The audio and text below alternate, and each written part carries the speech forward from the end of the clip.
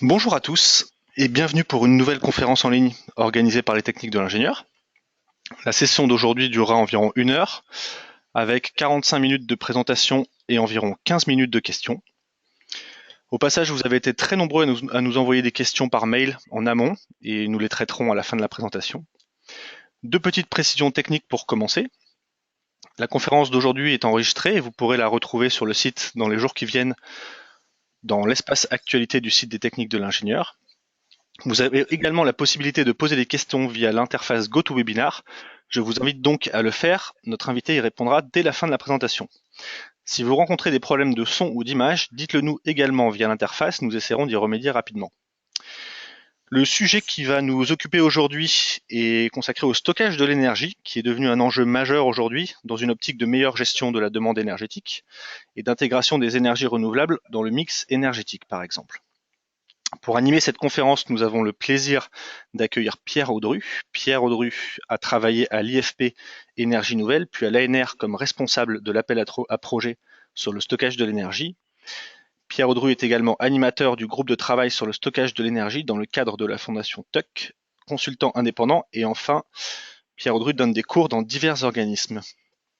Je vous rappelle que les éditions techniques de l'ingénieur proposent la base documentaire ressources énergétiques et stockage sur le sujet.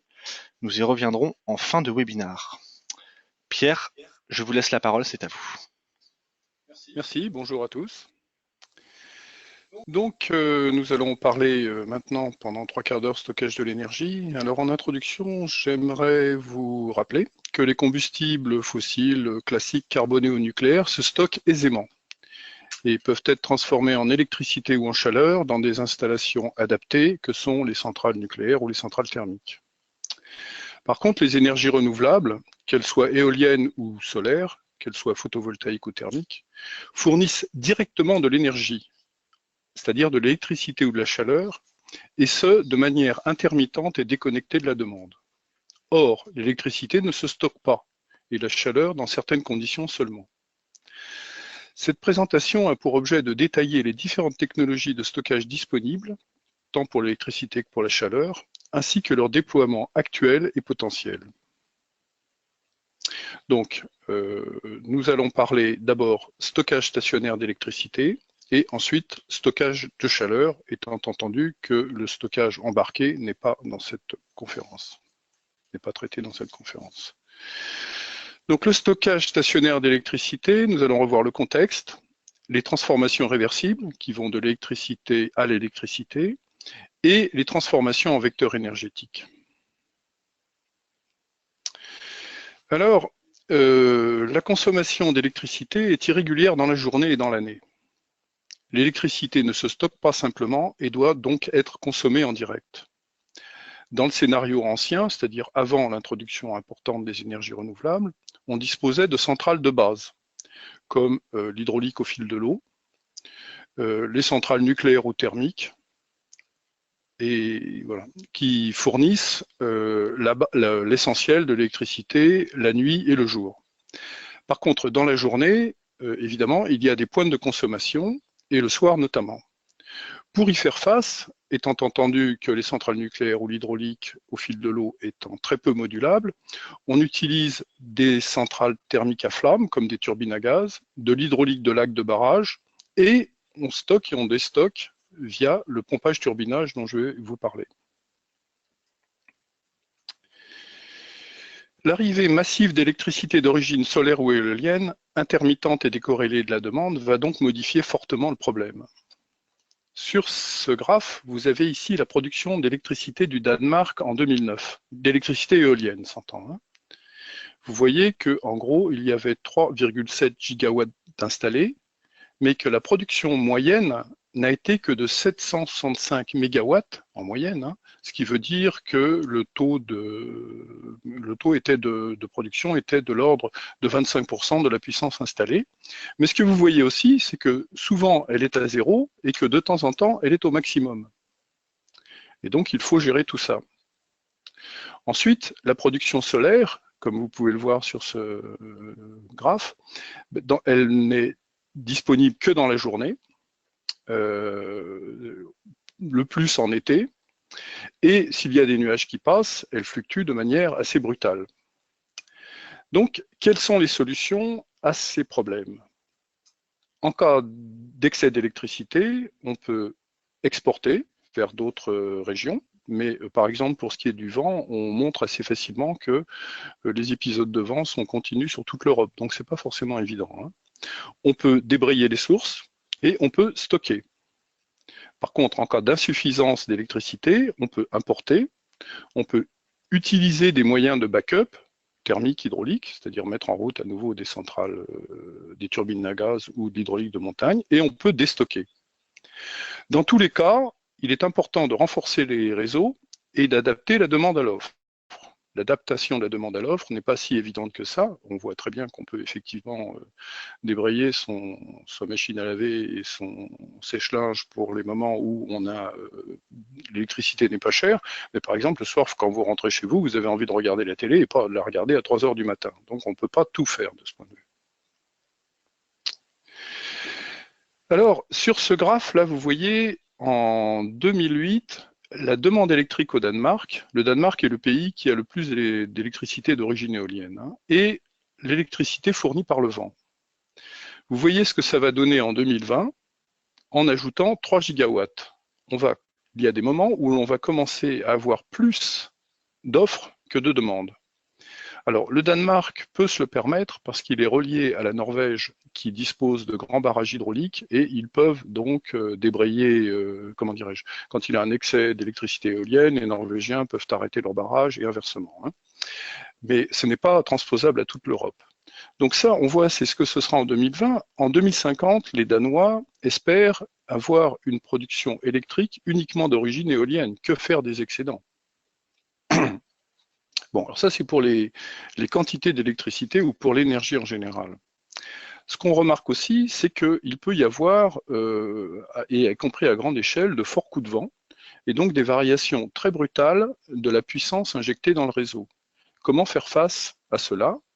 Eh bien, là aussi, il y a des solutions, et il y a des nécessités de compensation en puissance, et le stockage d'énergie est une des solutions.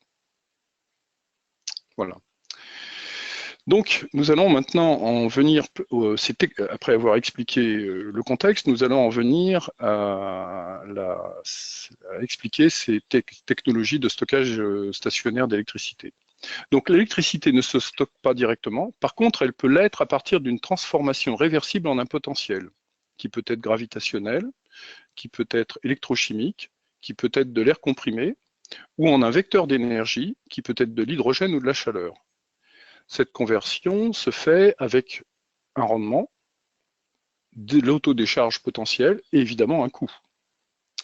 Ce qu'il faut savoir, c'est que le stockage d'électricité est déjà largement employé de manière massive pour lisser les grands déséquilibres offre-demande, ce qu'on a vu tout à l'heure, arbitrer sur les prix ou en réserve, en réserve pour une journée où on rencontre un problème.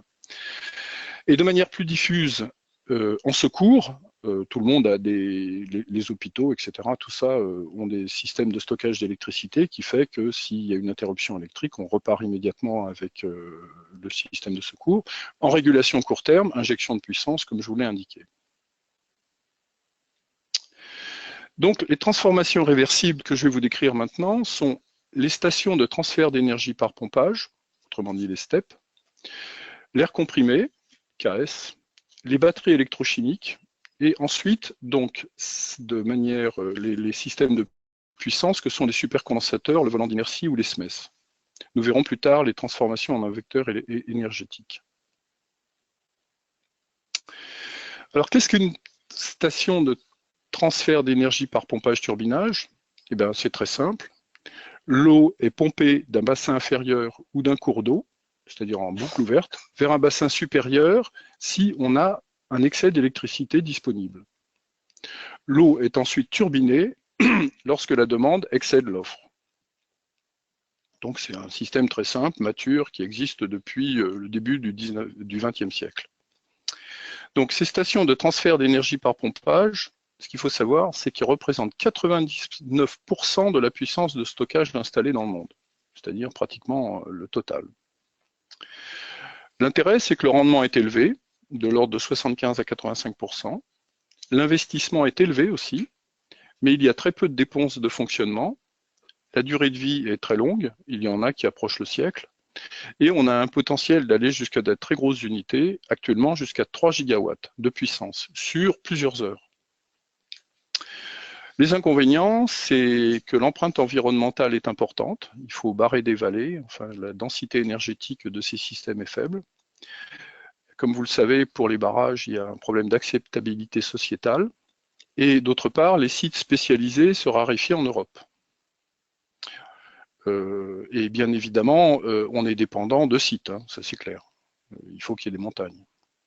En France, la capacité installée est de l'ordre de 4,3 gigawatts, ce qui est quand même assez important, mais ils ne fournissent que 6 à 7 TWh par an, c'est-à-dire 1,2% de la production, alors qu'ils pourraient plus. Bien. Alors ensuite, les autres systèmes sont beaucoup moins développés, mais ils connaissent actuellement une progression importante, donc je vais quand même vous les présenter. Alors, l'air comprimé est un complément des steppes, potentiellement. Ça fonctionne un petit peu de la même façon. L'air est comprimé dans un réservoir géologique, en général une caverne saline, en cas d'excès d'électricité. Vous avez ici l'usine d'Untorf en Allemagne avec ces 2 cavernes salines qui font 300 000 m3 en tout.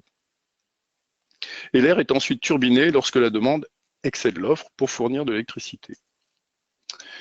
Alors, les sites des KS, les cavernes salines se rencontrent dans les grandes plaines d'Allemagne ou en France, sont complémentaires de ceux des barrages, c'est un de leurs avantages. En version KS simple, le rendement est de l'ordre de 50% et nécessite d'utiliser du gaz naturel. En effet, si l'on comprimait les gaz, par exemple, en le prenant à la pression atmosphérique et qu'on le monte à 70 bars, comme c'est le cas sur une torf, il serait à 700 degrés. Et donc, on ferait fondre la caverne saline. Donc, on doit refroidir le gaz pour le mettre dans la caverne et à chaque étage de compresseur. Et cette chaleur qui est perdue grève le rendement, évidemment. D'un autre côté, si l'on part d'un gaz à la température de l'ordre de 40 degrés et à 70 bars et qu'on le décomprime à la pression atmosphérique, il va être à moins 200 degrés, ce qui est totalement impossible.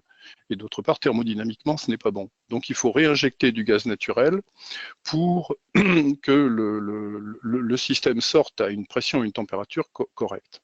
Et donc on a quand même utilisation de gaz naturel. Donc comme je vous l'ai dit, les sites géologiques sont complémentaires des steppes. Si on a une caverne saline disponible, le coût du stockage est du même ordre que celui des steppes, voire certains disent moins cher. Et l'empreinte environnementale est moindre. C'est une usine, une petite usine. 2 gros systèmes existent dans le monde, un en Allemagne, l'autre aux États-Unis. 2 autres sont en cours de développement. Et enfin, il y a des tentatives de s'affranchir du gaz naturel en stockant la chaleur lorsqu'elle est produite à l'entrée pour la réinjecter à la place du gaz naturel à la sortie, mais c'est très complexe. Il y a un projet en Allemagne qui, visiblement, est aujourd'hui plutôt en difficulté. Ok, bien. Alors maintenant, on va un petit peu changer de domaine. On va parler des batteries. Alors, les batteries, vous connaissez tous. Ce serait trop compliqué et ça dépasserait beaucoup le temps de les décrire. En fait, elles sont basées sur des réactions électrochimiques réversibles. Et comme vous le savez, des réactions électrochimiques réversibles, il n'y en a pas beaucoup. Donc, mais enfin, il en existe quand même un certain nombre. Alors, les batteries classiques que vous connaissez, les batteries au plomb dans les voitures, les batteries au lithium, les batteries nickel-cadmium, peuvent être adaptées au stockage stationnaire, sans problème. Évidemment, il y a des adaptations, mais on peut le faire sans problème, on va le voir. Par contre, des batteries ont été spécialement conçues pour ce stockage stationnaire, comme les batteries sodium-soufre, qui ont été développées par TEPCO au Japon, les batteries dites redox flow, qui sont en circulation d'électrolytes et qui ont une puissance et une énergie indépendantes. Alors, L'inconvénient des batteries, c'est que leur coût est aujourd'hui beaucoup plus élevé que les deux précédents systèmes, hein, air comprimé et barrage de montagne. Elles ont une durée de vie limitée, une certaine autodécharge et le rendement varie de 60%, mettons, pour les batteries redox flow à 90% pour les batteries au lithium. Toutefois, leur souplesse d'utilisation est beaucoup plus grande. Elles s'adaptent instantanément, si elles sont bien dimensionnées, aux fluctuations offre-demande, et elles n'ont pas de contraintes d'implantation, contrairement aux deux autres systèmes. Leur développement massif nécessitera de grandes quantités de matériaux, mais ce n'est probablement pas un problème, par exemple, pour le lithium, contrairement à ce que certaines personnes disent. Elles sont déjà bien utilisées dans les réseaux restreints ou en autonomie. Elles sont bien adaptées à la régulation classique des réseaux. Elles ont un ratio puissance sur énergie important, sauf pour le redox flow. Voilà pour les batteries. Donc, je vous ai présenté maintenant les grands systèmes de stockage d'énergie stationnaire. On va essayer de voir quel est actuellement leur état de déploiement dans le monde à partir de l'analyse d'une base de données du DOE qui est disponible sur le web. Chacun peut la retrouver. Donc là, j'ai présenté les barrages, l'air comprimé et les batteries. Comme vous le voyez, 142 gigawatts de barrages réversibles sont installés dans le monde et en cours ou prévu, on en a 34 nouveaux gigawatts. Pour un nombre de systèmes de 340, ce qui veut dire qu'on a affaire en moyenne à des grosses unités. Donc c'est, comme je vous l'ai dit, 99% de l'ensemble. L'air comprimé, lui, ce qui est actuellement existant, c'est 435 MW, mais 828 MW sont en cours de construction dans le monde. Ce qui fait que si l'on fait le rapport prévu sur installé pour les steps, c'est 24%.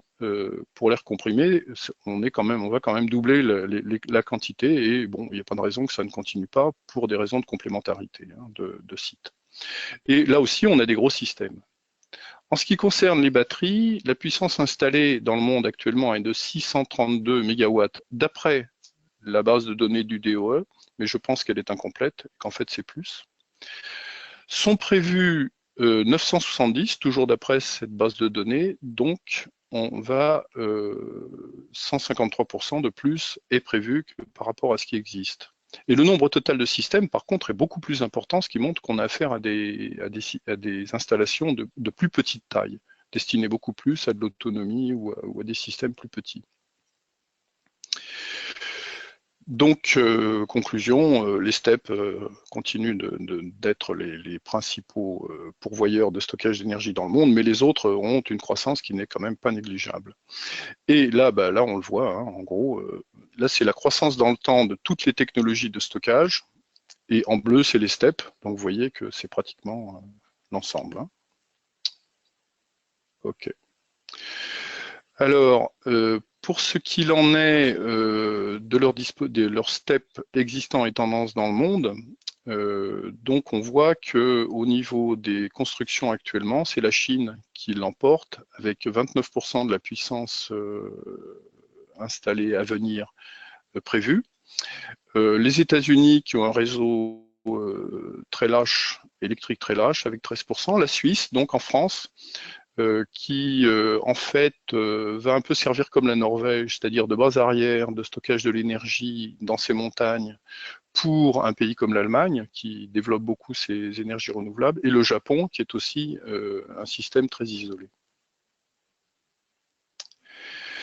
Alors, en ce qui concerne les batteries, il est intéressant aussi de voir les tendances. Alors ici, vous avez l'augmentation des puissances installées, toujours d'après cette base de données du DOE, et vous voyez qu'en fait, c'est le lithium-ion qui l'emporte aujourd'hui de manière importante sur les autres technologies.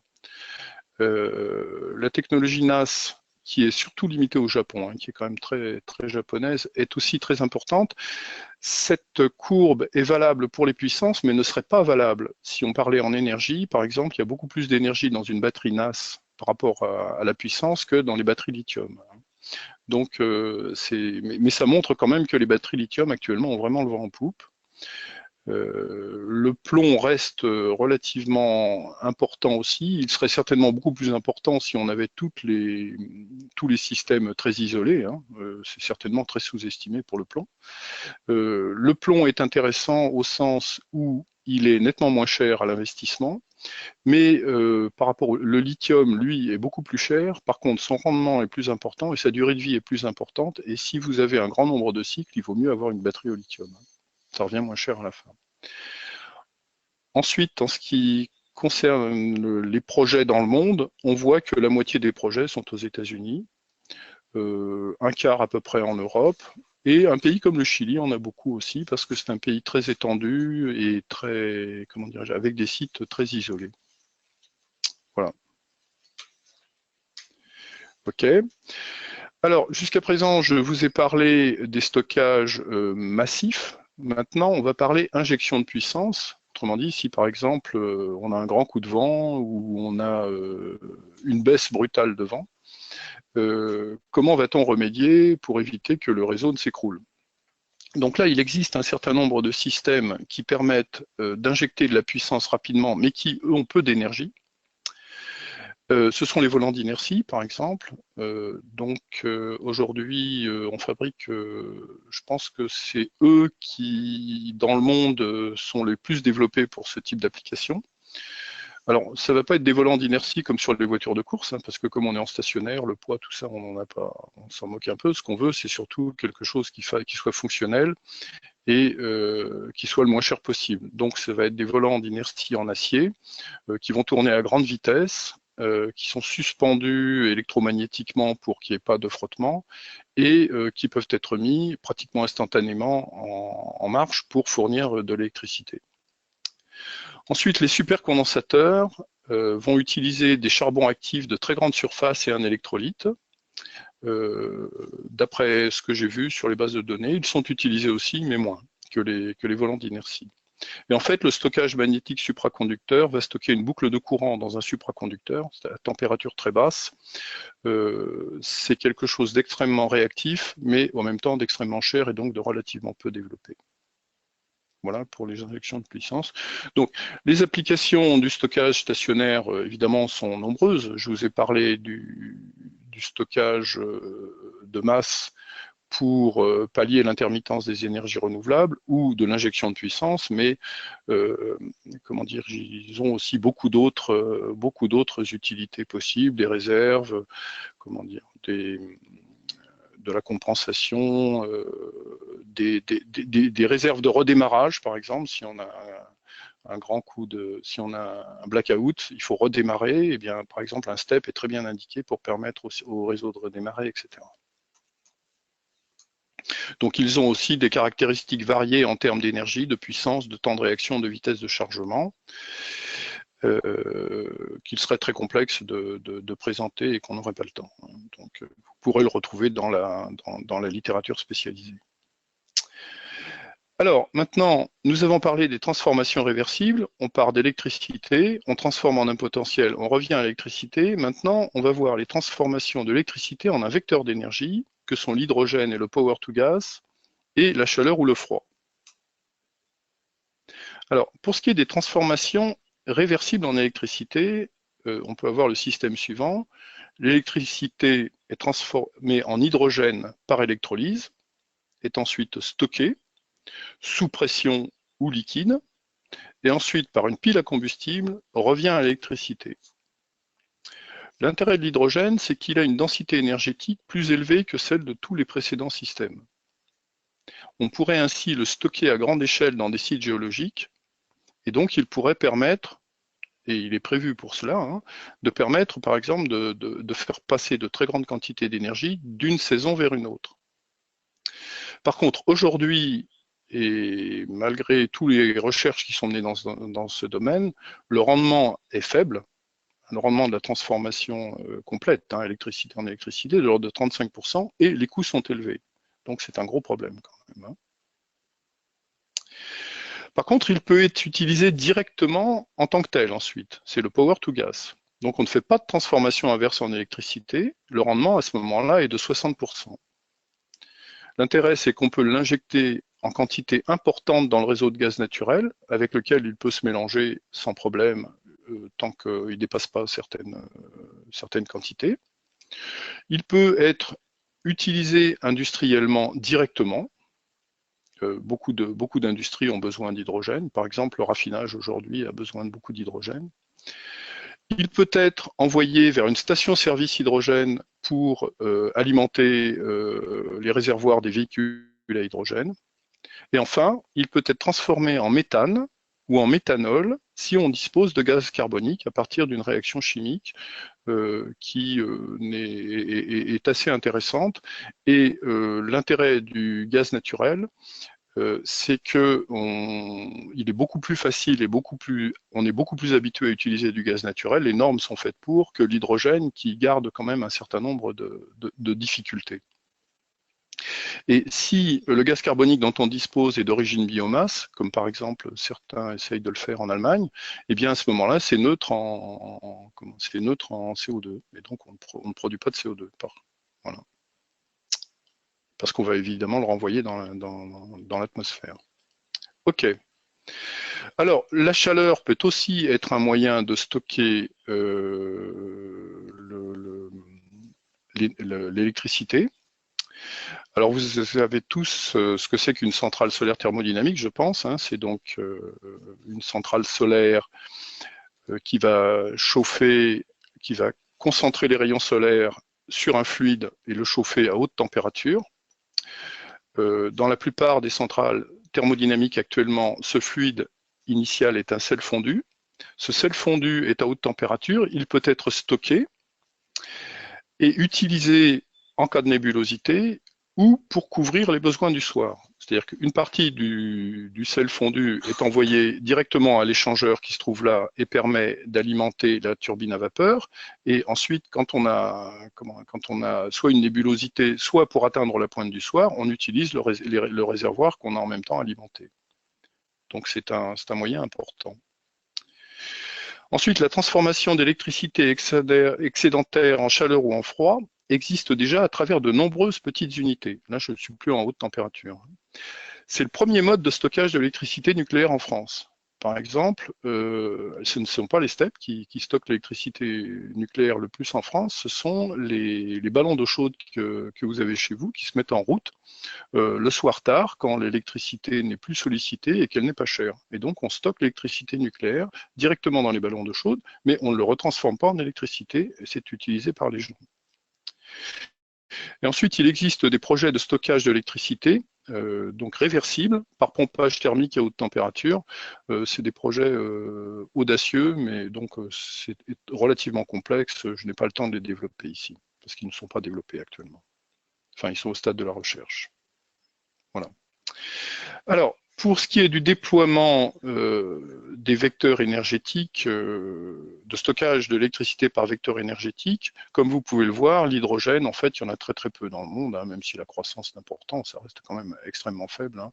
La puissance installée est de l'ordre de 3 MW pour un nombre total de projets de 8, et c'est essentiellement en Allemagne hein, que ça se passe.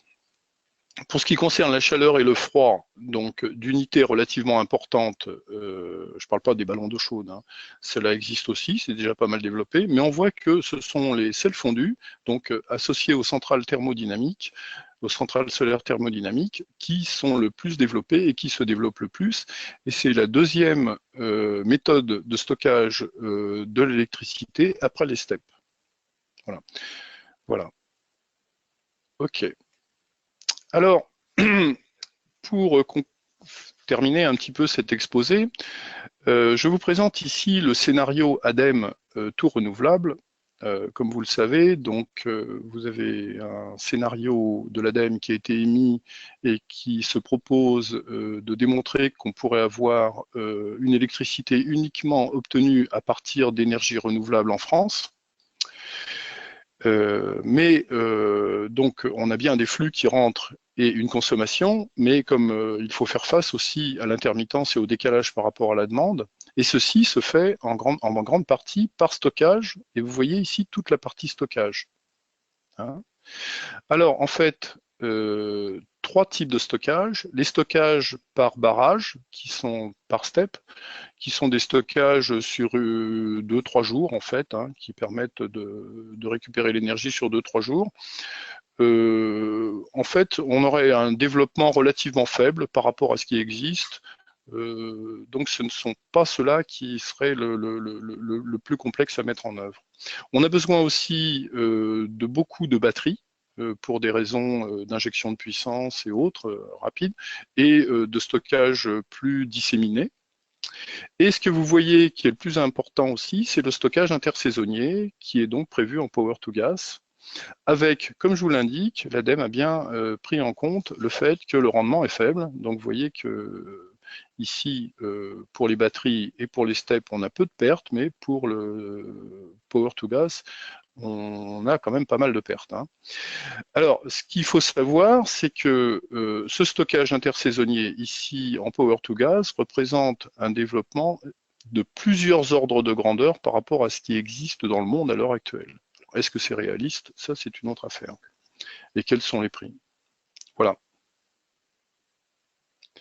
Bien, donc un petit récapitulatif avant de passer à la chaleur. Donc ici, vous avez les puissances maximales constatées sur les barrages, l'air comprimé, les batteries, les volants d'inertie, l'hydrogène vers l'électricité et l'hydrogène simple.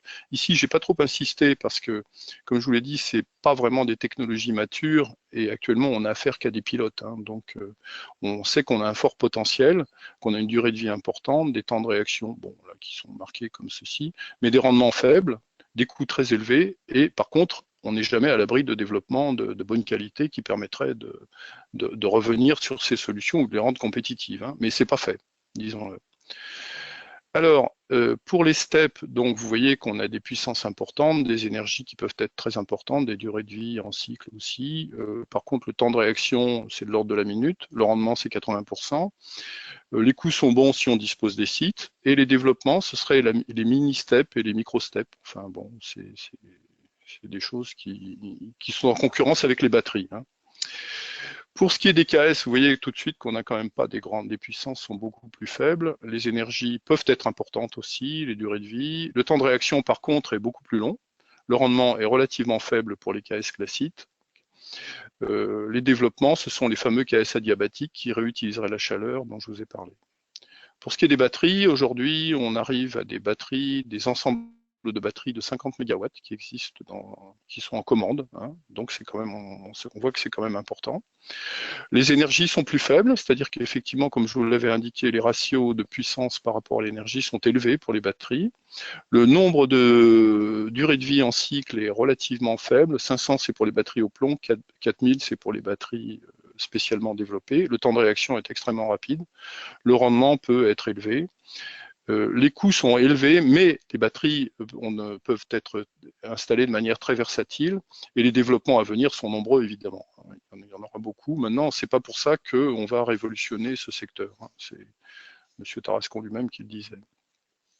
Là, je vous décris simplement les volants d'inertie. Donc, vous voyez, on est en termes d'énergie, en termes de puissance, c'est des puissances qui sont plus faibles, mais des énergies qui sont... Alors, oui, là, c'est pas forcément très réaliste ce que j'ai écrit. Ce qu'il faut savoir, c'est que pour ce qui est des volants d'inertie, lui-même, il a un ratio puissance sur énergie très élevé, mais qu'on peut mettre énormément de volants d'inertie pour disposer d'une énergie, c'est des mégawattheures, hein, d'une énergie suffisante. Alors, la durée de vie des volants d'inertie est extrêmement importante, elle peut dépasser les millions de cycles, c'est pour ça qu'il est relativement intéressant, y compris par rapport au supercondensateur. Son temps de réaction est extrêmement élevé, son rendement est élevé, le coût est élevé, mais je veux dire, en stationnaire, la technologie est mature. Voilà. Et pour ce qui concerne l'hydrogène, je vous en ai parlé. Bon, tout ceci est susceptible de développement, hein, c'est uniquement pour donner une idée. Ok. Bon, la conclusion, on va la dire un peu rapidement. Donc, le stockage d'électricité est l'un des moyens capables de permettre au réseau électrique d'admettre de grandes quantités d'énergie renouvelable intermittente. Les technologies sont généralement complexes et coûteuses. Les stations de transfert d'énergie pompage représentent et représenteront l'essentiel de la puissance installée dans le monde. D'autres systèmes connaissent une très forte croissance. Certains pourraient contribuer au stockage de masse, d'autres semblent plus adaptés, comme les batteries, au lissage local ainsi qu'au réseau insulaire. Power to gas et batteries devront toutefois fortement baisser leur coût. La transformation réversible ou non en chaleur est aussi une option en forte croissance. Et les prévisions pour atteindre les objectifs très élevés de renouvelables demandent d'augmenter de plusieurs ordres de grandeur les technologies autres que les steps. Donc c'est pas fait encore. Voilà. Ok. Bien, j'en ai fini avec la partie électrique, qui est souvent en général celle qui est la plus demandée.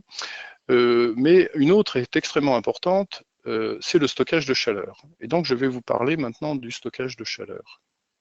Alors, le contexte du stockage de chaleur, c'est que 40% de l'énergie utilisée dans les pays de l'Union européenne l'est pour climatiser des bâtiments. Un quart des émissions de CO2 en France y sont associées. La chaleur issue du solaire thermique, non pas du solaire photovoltaïque, est en croissance en France et en Europe, malgré qu'elle marque le pas ces dernières années. Mais bon, on peut penser qu'elle est en compétition avec le photovoltaïque pour les espaces, mais elle présente quand même beaucoup d'intérêt. Par contre, le problème, c'est que la disponibilité de cette chaleur est essentiellement en été, alors que c'est évidemment en hiver qu'on en aurait besoin. Ensuite, ce qu'il faut savoir, c'est que 75% de l'énergie perdue dans l'industrie l'est sous forme de chaleur fatale rejetée dans l'environnement.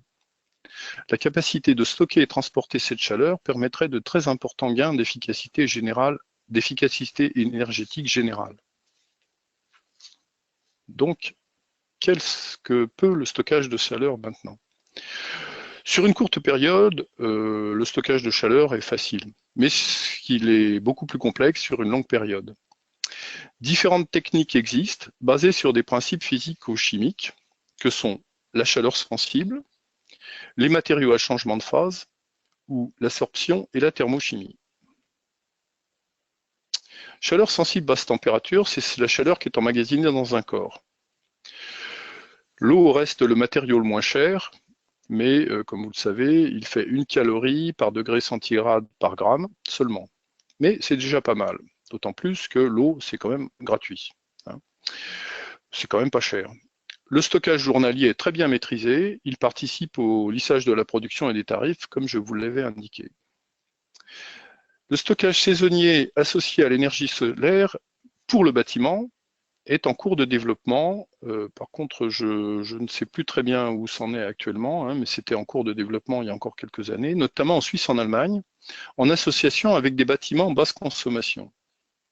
Donc, vous voyez ici un ensemble de maisons dans lequel nous avons ici des panneaux solaires thermiques qui vont produire pendant l'été de l'eau chaude qui est emmagasinée dans un réservoir bien isolé qui va servir tout l'hiver à alimenter les bâtiments en chauffage, mais c'est des bâtiments basse consommation, enfin très bien isolés thermiquement, et en eau chaude sanitaire.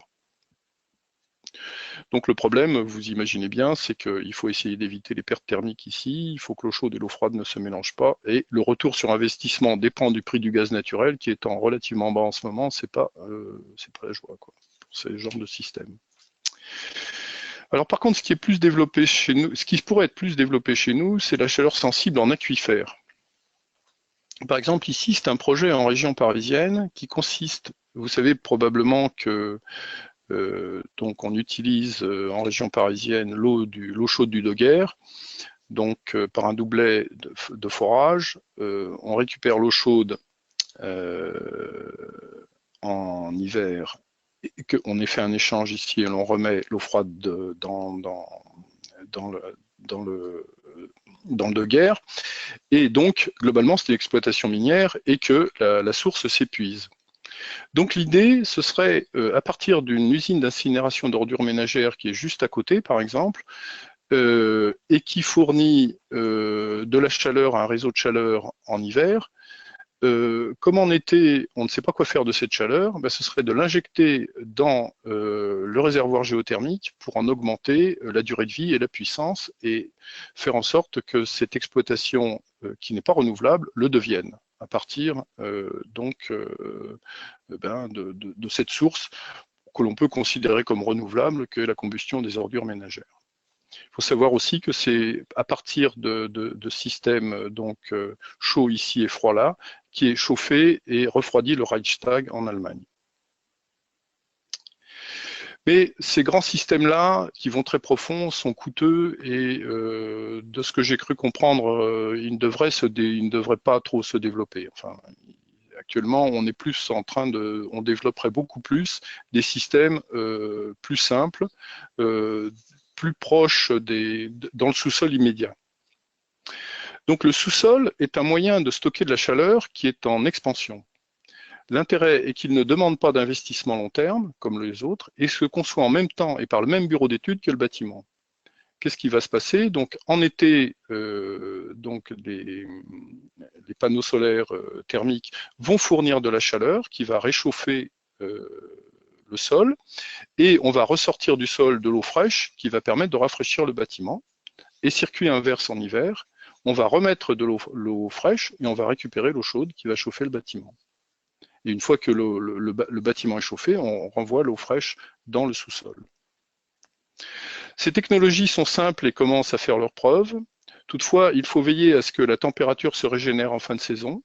Ce n'est pas possible en cas de nappe phréatique qui s'écoule, ainsi que s'il y a des gros risques de gel ou d'assèchement. Alors ça, c'est pour des gros bâtiments, mais dans des petits bâtiments, on stocke dans les fondations. En Suisse, c'est pas mal répandu. Et il y a des gens qui ont écrit des livres là-dessus et qui délivrent des maisons dans lesquelles on stocke dans les pieux. Voilà donc pour le stockage géologique de chaleur. Donc je vous ai déjà parlé un petit peu de la chaleur sensible haute température, donc je ne vais pas revenir dessus, dans les centrales thermiques, dans les centrales solaires à concentration. Pour l'air comprimé, hein, on peut aussi stocker la chaleur, mais comme je vous l'ai dit, c'est très difficile, ce serait très compliqué à développer. Et il existe des projets qui permettraient de stocker l'électricité uniquement par la chaleur, c'est-à-dire une transformation d'électricité en chaleur et un retour de la chaleur à l'électricité. Bien, donc ça c'était la chaleur sensible. Maintenant, les matériaux à changement de phase. Alors, la chaleur sensible, si vous voulez, vous avez quelque chose qui est par exemple de l'eau à 90 degrés, on va prendre son énergie en la ramenant à une température de l'ordre de 30 degrés, on va la rejeter. Là, sur un matériau à changement de phase, on va utiliser la chaleur disponible dans le changement de phase du matériau qui est très importante. Par exemple, on a vu que pour l'eau, on avait 1 calorie par degré par gramme. Bien, pour faire fondre 1 gramme de glace en 1 gramme d'eau, on va avoir 83 calories, c'est-à-dire on va avoir autant d'énergie, il va nécessiter autant d'énergie pour faire fondre la glace que pour ramener l'eau de 0 à 80 degrés. Donc on va disposer en fait d'une grande quantité d'énergie à température constante et ça peut être très intéressant. Mais en fait, c'est beaucoup plus nuancé que cela et c'est relativement peu développé. Hein. Parce que la mise en œuvre de ces matériaux est délicate et chère souvent, et la chaleur sensible de l'eau reste souvent plus compétitive aux basses températures qui nous intéressent pour le bâtiment. Par exemple, pour le bâtiment, les températures vers lesquelles on voudra aller, ce serait entre 20 degrés, mettons, par exemple. Hein. Eh bien, ce sont des matériaux, je ne me rappelle plus le nom. Oui, enfin, ce sont des matériaux issus du pétrole, des paraffines, voilà, pardon, je ne trouvais plus le nom, des paraffines, et ces paraffines vont être coûteuses et vont avoir un certain nombre de défauts, elles vont être inflammables, elles vont avoir des capacités thermiques qui ne sont pas très élevées et aussi des conductivités thermiques qui sont faibles. Donc, elles ne sont pas d'une utilisation extrêmement intéressante. Par contre, il existe quand même un certain nombre de choses qui ont été créées, notamment en France. La société Christopia a créé un système fait à partir de nodules de sels eutectiques. Donc, les sels eutectiques sont dosés pour avoir une température de fusion donnée. Évidemment, comme quand ils sont froids, ils sont solides, mais après ils deviennent liquides, il faut les contenir dans une enveloppe, ce qui n'est pas une chose simple quand même. Hein. Il faut que le matériau supporte ce genre de choses. Alors, le modèle économique de ce système, c'est que les cellotechniques donc, vont être utilisées la nuit dans les pays chauds, et la nuit, l'électricité n'est pas chère, donc on va utiliser le faible prix de l'électricité pour rafraîchir les cellotechniques et les faire changer de phase et les amener à l'état solide. Et on va récupérer ce froid dans la journée quand l'électricité est chère. Donc on va consommer moins d'électricité et en même temps on peut sous-dimensionner le système de climatisation, ce qui permet de gagner sur les deux tableaux. Et donc en fait, ce système s'est bien vendu, c'est un des rares systèmes existants dans le monde qui a été bien vendu. Une partie des travaux ont été faits par des universitaires français pour le mettre au point. Mais ça a été industrialisé par la société Christopia. Une autre idée est une idée de BASF qui vise à encapsuler dans les murs des paraffines. Il faut bien les mettre dans des capsules parce qu'il ne faut pas que le mur y fonde, qui ont des températures de fusion de l'ordre de 25 degrés, si bien que lorsque la température augmente, au bout d'un moment, elle est stoppée d'augmenter par le fait que dans le mur, le matériau va fondre et va la stabiliser à l'intérieur. Par contre, il ne faut pas oublier la nuit de bien ouvrir et il faut que la température descende en dessous de 25 degrés pour qu'on puisse resolidifier, parce que sinon ça ne sert à rien. Donc ça permet, disons, de moduler les grosses variations de température. Bien. Donc dernier moyen, le stockage thermochimique. Je ne vais pas rentrer dans tous les détails parce que c'est très complexe. Ce qu'il faut savoir, c'est qu'on peut stocker la chaleur dans une réaction thermochimique. En gros, on va avoir un produit AB, on va lui ajouter de la chaleur solaire. Il va se transformer en un produit A et un produit B, qu'en général on va choisir comme étant de la vapeur d'eau, parce que c'est beaucoup plus pratique, que l'on peut stocker séparément. Si c'est de la vapeur d'eau, évidemment, on n'a pas forcément besoin de le stocker, on peut en récupérer. Et ensuite, quand on va avoir besoin de chaleur, on va réamener ce produit qu'on a stocké séparément sur le premier, mais dans des conditions thermodynamiques différentes, et on va reconstituer le produit AB en restituant de la chaleur. Alors, en gros, la réaction thermochimique permet de s'affranchir de toutes les pertes thermiques. On peut même transporter le produit pour aller le récupérer ailleurs. Mais toutefois, la réalisation pratique qui implique deux matériaux dans des conditions thermodynamiques différentes est particulièrement complexe. Et aujourd'hui, les matériaux qui fonctionnent sont aussi des matériaux relativement chers et corrosifs, et c'est pas gagné du tout. Bon, on peut aussi utiliser des réactions d'absorption et de physisorption ou chimisorption, etc. Voilà pour ce qu'il en est de ce dernier mode de stockage de la chaleur. Alors, en conclusion de la chaleur, je dirais que selon l'AIE, c'est dans le domaine de la climatisation des bâtiments que les gains en efficacité énergétique et en CO2 sont les plus significatifs à venir dans le futur. Les technologies de stockage de chaleur existent et devraient y participer de manière importante, mais leur compétitivité doit être améliorée et elles doivent être diffusées aussi, ce qui n'est pas évident parce qu'il faut que les bureaux d'études, que les architectes, tout ça y pensent et les mettent en œuvre. Il y a des coûts d'investissement, il faut le récupérer après. Ensuite, en dernier, le stockage de chaleur haute température pourrait devenir un des moyens de stocker l'électricité. Voilà, et je vous remercie pour votre attention. Pierre, merci. Merci pour cette présentation. Avant de passer aux questions, j'aimerais juste vous donner quelques précisions sur les bases documentaires techniques de l'ingénieur relatives à ce sujet, et notamment sur les packs physiques énergétiques, ressources énergétiques et stockage, thermique industriel et froid industriel. Vous pouvez retrouver de plus amples informations sur le site des techniques de l'ingénieur. Voilà, donc nous allons passer aux questions. On a reçu de nombreuses questions en amont de cette conférence et on a aussi reçu de nombreuses questions pendant cette conférence. Donc on va essayer d'aller assez vite sur les questions pour en traiter le plus possible. Donc Pierre, première question, existe-t-il aujourd'hui des systèmes pour stocker l'énergie dans les logements résidentiels ? Alors, il y a plusieurs questions en une. Y a-t-il plusieurs technologies utilisables telles que la Powerbox Tesla? Quels sont les avantages et les inconvénients de chaque technologie? Et quel serait votre conseil pour une installation dans une maison? Donc des questions assez larges. On a déjà, vous avez déjà répondu à, vous avez déjà évoqué quelques notions pendant la présentation. Je vous laisse peut-être compléter tout ça. Oui, disons, je pense que ma présentation a déjà en partie répondu à cette question. Alors, il y a deux moyens de stocker de l'énergie dans une maison, hein. Il y a la chaleur, comme je vous l'ai indiqué. Donc, il existe des systèmes pour... Alors, sur le court terme, ça ne pose aucun problème pour la chaleur, hein.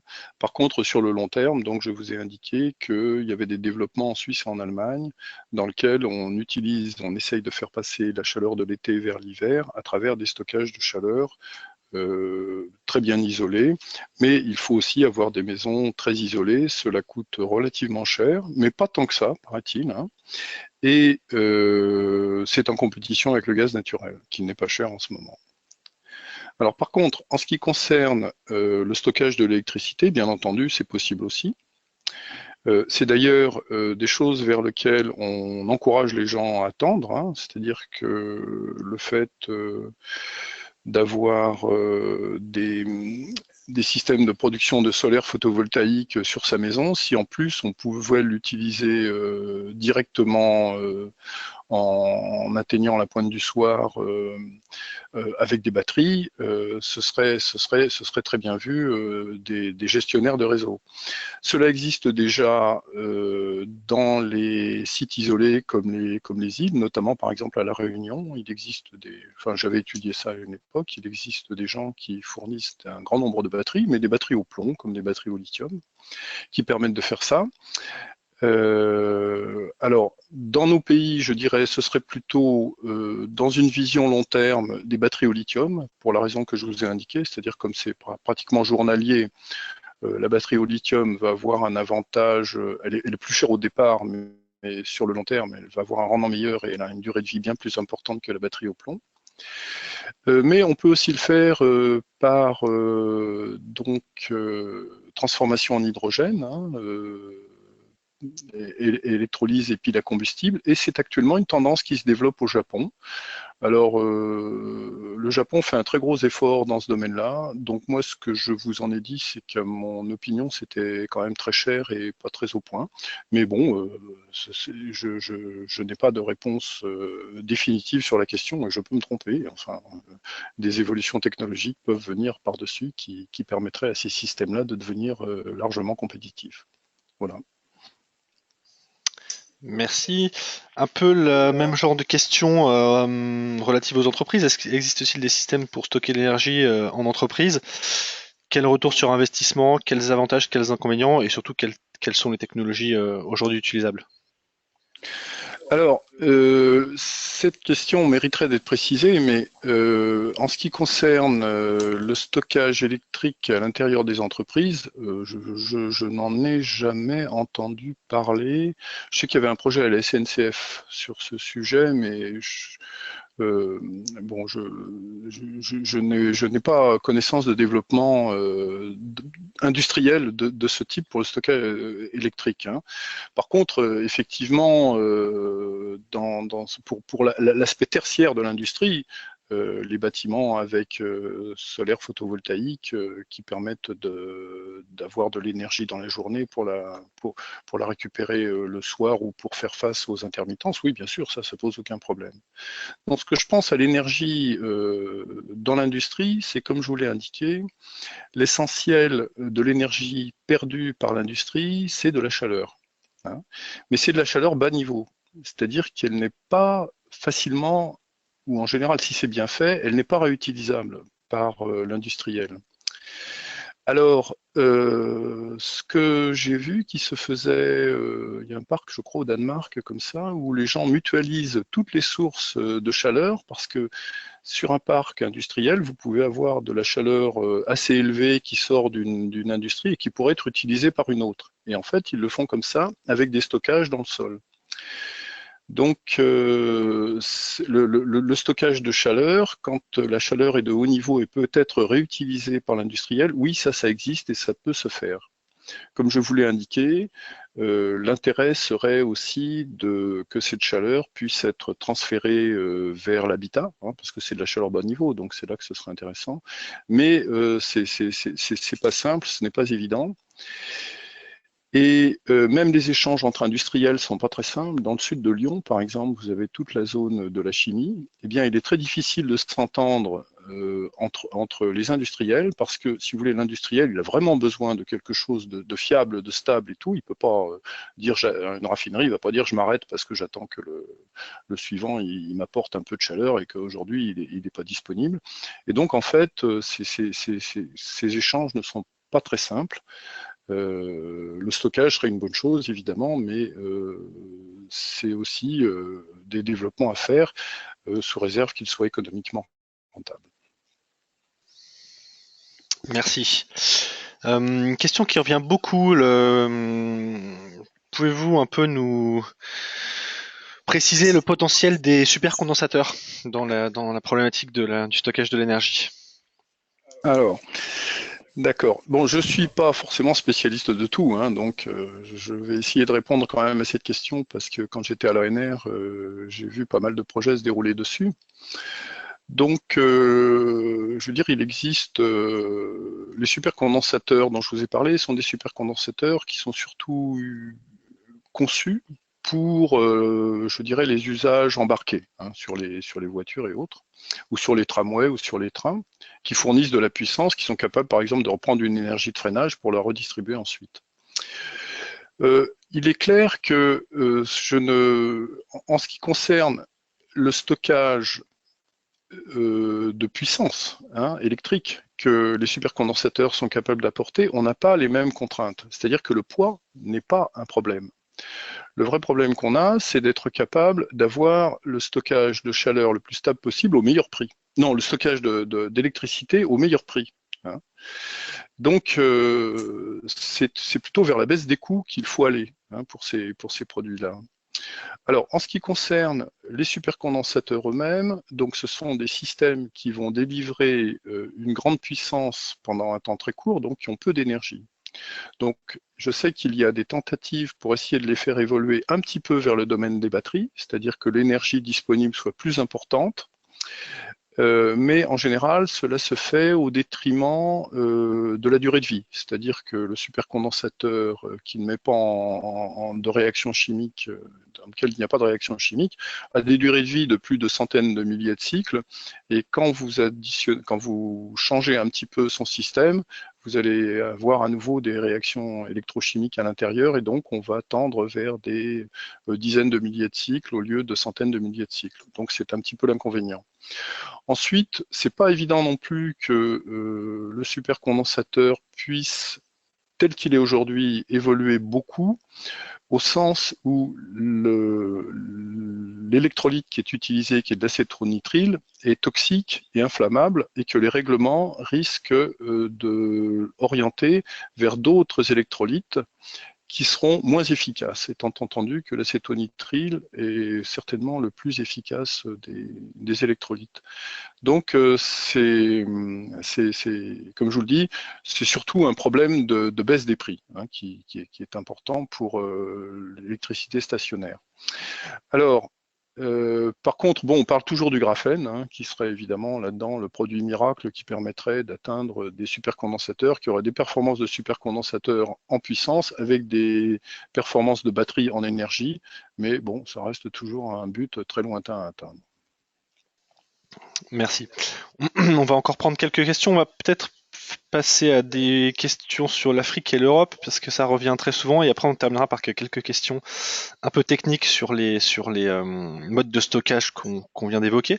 Première question sur l'Afrique. Pourquoi l'Afrique tarde-t-elle à exploiter son potentiel solaire? Alors c'est une question très large, comme par exemple le cas du Sénégal. Et existe-t-il des pays en Afrique qui pratiquent déjà le stockage de l'énergie, et quel type de stockage? Alors malheureusement, je ne suis pas vraiment compétent pour répondre à cette question. J'ai regardé un petit peu sur les bases de données du DOE. Le stockage est très peu développé en Afrique, hein. Je pense. Alors, Je ne suis pas sûr de moi là, hein. Ce que je peux dire, c'est que, alors pour ce qui concerne du solaire au Sénégal, ça je ne sais pas, mais je sais quand même qu'il y a des développements d'énergie renouvelable importants, par exemple au Maroc ou en Éthiopie, hein, où ce sont deux pays qui sont en train de se mettre sur ce créneau et de s'y mettre de manière vigoureuse et bien suivie. Et les politiques énergétiques en Afrique sont en train de se développer de manière importante, hein. On a bien compris que si on voulait sortir des difficultés, il fallait que les gens puissent être alimentés en énergie. Alors, par contre, après, vous dire sur le stockage, ça, je ne sais pas. Je sais que je crois qu'au Maroc, il y a des centrales thermodynamiques en cours, prévues ou en cours de construction, qui disposeront évidemment de stockage de chaleur, mais pour le reste, j'ai pas en tête qu'il y ait de barrages qui soient construits en Afrique pour, au même titre que les steppes en Europe, hein, si vous voulez, vous l'avez pas vu apparaître dans les documents que je vous ai montrés. Par contre, il est clair évidemment que les batteries sont utilisées un petit peu partout, et notamment forcément en Afrique, des batteries individuelles, il y en a beaucoup. Enfin, j'en ai vu. Moi, je suis montagnard et par exemple, j'étais au Népal. Enfin, c'est une situation qui n'est pas très différente. Et je vous assure que dans tous les lodges qu'on voit au Népal, il y a des batteries partout, hein, voilà, pour récupérer l'énergie de panneaux solaires qu'on a fait fonctionner dans la journée. Donc, bon, par contre, c'est une solution sur le solaire en Afrique. Moi, je suis stockage, si vous voulez, le solaire n'est pas mon domaine. D'accord, merci pour cette réponse. Pourquoi le récent rapport européen sur le potentiel des steppes est-il si peu exploité par le ministère de l'Environnement dans le cadre de la loi sur la transition énergétique? Alors, c'est une question intéressante, à plus d'un titre, hein. Alors, en fait, le problème en France à l'heure actuelle, et j'avais eu un exposé de EDF à ce sujet, hein, c'est qu'on est très bien interconnectés. Et en fait, les énergies renouvelables, pour l'instant, il y en a quand même pas beaucoup, hein. On sait très bien on sait très bien les gérer. Et je dirais que les steppes aujourd'hui en France ne sont pas rentables.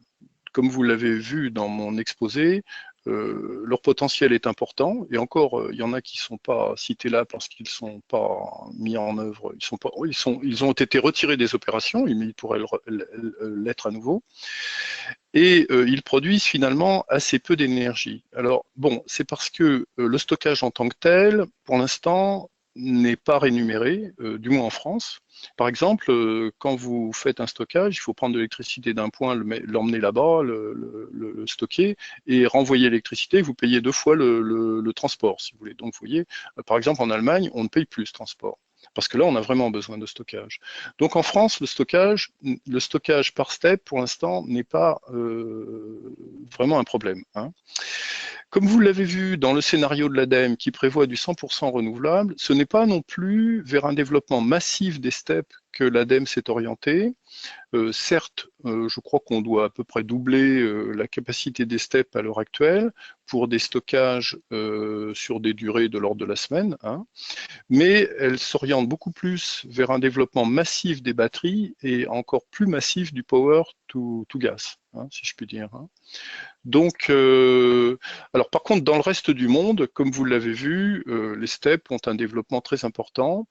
La Suisse est actuellement en train de se lancer dans un programme très important de développement de steppes qui va le servir de base arrière aux énergies renouvelables en Allemagne. Voilà. J'espère avoir un peu répondu à cette question. Très bien. Il est midi 4, on va encore prendre 2 ou 3 questions et on s'arrêtera vers midi 10, midi et quart. Alors, ne devrait-on pas redéployer les efforts alloués actuellement au CEA pour la génération 4 des réacteurs nucléaires du futur vers des moyens de stockage d'énergie pour des batteries en particulier? Enfin là, c'est une question un petit peu tendancieuse. Je vais répondre que, à ma connaissance, quand même, le CEA travaille déjà énormément sur les batteries, hein. Il y a toute une unité à Grenoble et une autre à l'INES. Et donc, que de ce point de vue, l'effort qui est fait par le CEA dans le domaine des batteries est quand même important. J'ai vu récemment qu'ils avaient des idées sur les batteries. Alors je me rappelle plus trop bien, mais pour remplacer le lithium dans les batteries par le métal qui vient juste au-dessus, c'est comment? Peut-être, oui, enfin je sais pas. Donc en France, il y a un gros travail qui est fait sur les batteries. Voilà, c'est ce que je peux dire. Maintenant, ce qu'il faut bien savoir aussi, c'est que la France est un petit pays, hein, et que l'effort mondial est colossal dans ce domaine, et que les leaders du marché, c'est quand même les Asiatiques, hein, qui font. Nous, on a, comment dirais-je, la Saft en France est une très belle entreprise qui fournit du haut de gamme, mais globalement, l'essentiel des batteries, c'est quand même dans ces pays-là que se fait la recherche et le développement et que se trouvent les grands fournisseurs, quoi. Et aussi les grands marchés, disons. Donc moi, là, par rapport aux générations 4, la génération 4 peut aussi me sembler être très intéressante. Les Chinois y travaillent aussi. C'est peut-être pas nécessaire qu'on se fasse. Enfin, ça c'est pas. C'est la politique du CEA. Hein, je ne vais pas rentrer dedans. Voilà. Ok, merci. Quelle serait la place que pourrait prendre le projet VGV vis-à-vis du problématique du stockage de l'électricité d'origine renouvelable? Donc VGV, vous m'avez dit, c'est volt, gaz, volt. Hein, donc je prends que c'est power to gas to power. En fait, en gros, c'est donc comment faire de l'électricité en passant par un gaz. On va prendre de l'hydrogène. Ben, je crois que je voulais quand même pas mal développer. Hein. L'hydrogène est un gaz très intéressant parce qu'il a une densité énergétique qui se rapproche de celle des hydrocarbures. En conditions normales, hein. C'est même la molécule la plus énergétique, mais comme c'est la plus légère, c'est pas non plus. En conditions normales, elle est 4 fois inférieure au gaz naturel, mais enfin, elle est quand même relativement proche. Et donc, on peut la stocker comprimée ou sous forme liquide. Et si on fait ça dans un stockage géologique, on peut donc disposer d'une réserve très importante d'énergie et l'on peut ainsi faire penser à faire de l'intersaisonnier, c'est-à-dire prendre l'énergie solaire en été au moment où la consommation électrique est la plus faible et la transférer à l'hiver au moment où la consommation électrique est la plus importante. Par contre, aujourd'hui, les chiffres restent valables, enfin, hein, c'est-à-dire que le rendement de l'électrolyse est de l'ordre de 60%, le rendement de la pile à combustible est de l'ordre de 60%, ce qui fait un rendement global du tiers, avec ensuite un électrolyseur et une pile à combustible qui sont des systèmes chers. Donc le point fort du stockage par l'hydrogène, c'est évidemment la capacité de le stocker sans perdre, mais même c'est pas très simple parce que l'hydrogène, si vous voulez, se situe du mauvais côté de la courbe de compression, de compressibilité, contrairement au gaz naturel d'ailleurs, et donc il faut beaucoup d'énergie pour le comprimer. Et il faut aussi, si vous voulez le stocker sous forme liquide, à moins de 150 degrés, si je me rappelle bien, il faut un tiers de l'énergie qui est compris dans le gaz naturel. Donc le problème de ça, c'est que l'ensemble de la chaîne de l'hydrogène est complexe et que le rendement est faible et les composants sont chers. Alors bon, bien sûr, on peut penser que dans l'avenir, ces choses-là peuvent évoluer, mais ce qu'il faut noter, c'est que depuis le temps qu'on y travaille, on a certes évolué, hein, c'est clair, mais pour l'instant, c'est pas encore. Enfin, moi, je peux me tromper, mais je trouve que ce n'est pas probant. Alors, par contre, il y a des gens qui seront pas de mon avis, hein, et je le respecte parce que je ne sais absolument pas ce que nous réserve l'avenir. Mais c'est une opinion que je vous confère comme ça. Voilà. Merci. On va prendre deux dernières questions, un peu plus techniques. En ce qui concerne l'air comprimé, s'agit-il du même principe que la réinjection du gaz naturel pour augmenter la pression dans le gisement? Au niveau des cavernes, quel est l'ordre de pression à ne pas dépasser ainsi que la température? Alors non, ça n'a rien à voir avec la réinjection du pétrole, hein, ça n'a rien à voir. Non, non, donc l'air comprimé consiste avec des compresseurs de grande taille, hein, à faire une chaîne de compression. Alors, je parle des systèmes classiques. Hein. Aujourd'hui, le KS le plus connu, celui de Untorf, amène à travers, je crois, ces 3 trains de compresseurs oui, la pression jusqu'à 70 bars. La température, si on était entièrement adiabatique, serait de 700 degrés, ce qui est totalement impossible. Donc, en sortie de chacun des compresseurs, on refroidit. Hein, et c'est cette énergie-là qui est perdue. Ensuite, donc, l'air est injecté. Alors, il s'agit de milliers de tonnes d'air à chaque fois. Il faut se rendre compte, dans lequel il y a des centaines de tonnes d'eau. Enfin, c'est quand même pas. C'est un gros problème, hein, cet ensemble. Hein. Donc, il est injecté dans la caverne. Alors, la caverne étant en profondeur, on a envie qu'elle reste à peu près à une pression, si vous voulez, qui ne va pas fracturer les formations, ni faire en sorte que la caverne se referme. Donc, ça dépend un petit peu en partie de l'état de la caverne dont on dispose. Donc, sur une torfe, on fonctionne entre 70 bars et 40 bars. Par contre, on peut tomber à 1 bar si c'est nécessaire, mais c'est pas recommandé. Hein. Je sais que sur ADEL, donc le projet allemand qui vise à faire la récupération de la chaleur en sortie des compresseurs pour la réinjecter au moment du turbinage, la pression serait de l'ordre de 100 bars et la température serait aussi de 7 à 800 degrés, si je me rappelle bien. Si je reviens sur les KS classiques, donc pour resituer comment cela fonctionne, donc on stocke l'air comprimé à 40 degrés, mettons, et donc si on devait le décomprimer dans une turbine telle que, il sortirait à moins de 100 degrés, ce qui serait impossible, parce que tout gèlerait, enfin les métaux seraient fragilisés, etc. Et en même temps, le volume serait tellement petit que la turbine tournerait presque pas. Hein, si vous voulez. Donc on démontre que à la fois pour un intérêt de ce qui va sortir, et en même temps, le point optimum thermodynamique, c'est de faire en sorte que ce qui ressorte soit à peu près à la température ambiante. Donc ça veut dire qu'il va falloir chauffer le gaz au début pour qu'il ressorte à travers le train de turbine à la température ambiante. Voilà. C'est ce qu'on essaye d'éviter dans le système KS adiabatique. Donc il existe actuellement 2 installations dans le monde, une en Allemagne, une aux États-Unis, et il y en a 2 grosses en construction aux États-Unis. Voilà pour ce qui concerne l'air comprimé. Il existe aussi tout un tas de projets de petits systèmes, mais comme c'est beaucoup moins souple que les batteries, je pense que les batteries sont quand même mieux placées en fait, hein, que les petits systèmes. L'air comprimé, c'est vraiment du stockage de masse. D'accord, merci. Une toute dernière question.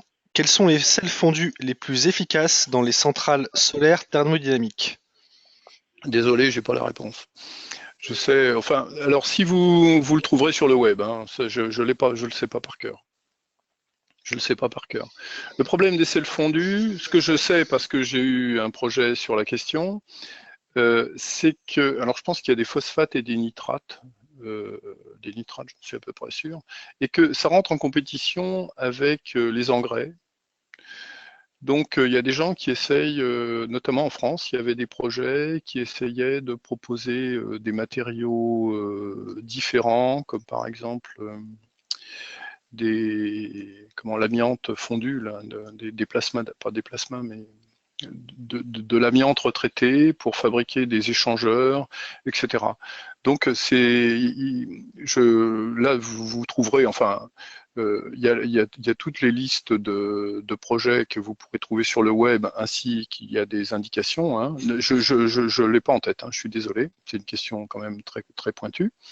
Bon, c'est des mélanges hein, qui doivent permettre d'avoir. Alors, l'intérêt des sels fondus, c'est que quand ils sont fondus, ils sont très liquides. Hein. Ils ont une capacité calorifique qui est assez intéressante. Par contre, ils ont une conductivité thermique qui n'est pas très bonne. Et donc, il faut faire avec, quoi, en fait. Hein. Et il y a donc des projets pour essayer de remplacer cela, mais pour l'instant, visiblement, ils gardent quand même un gros avantage. Voilà. Mais je ne saurais pas vous dire les différents types. De même, comment dirais-je, les sels fondus vont surtout être, je crois, utilisés dans un certain type de centrale solaire. Bon, j'ai plus exactement en tête, hein, je m'en excuse. Eh bien Pierre, merci. On va s'arrêter là pour les questions. Je remercie tous les participants pour avoir suivi cette conférence depuis 11 heures. Vous pourrez retrouver l'enregistrement de ce webinaire, comme je l'ai précisé au début, sur le site des techniques de l'ingénieur dans l'espace actualité. Pierre Audru, merci beaucoup pour votre présentation et pour avoir répondu à toutes ces questions. Nous allons mettre fin au webinaire maintenant, donc je vous souhaite tous un bon appétit et à bientôt pour un nouveau webinaire.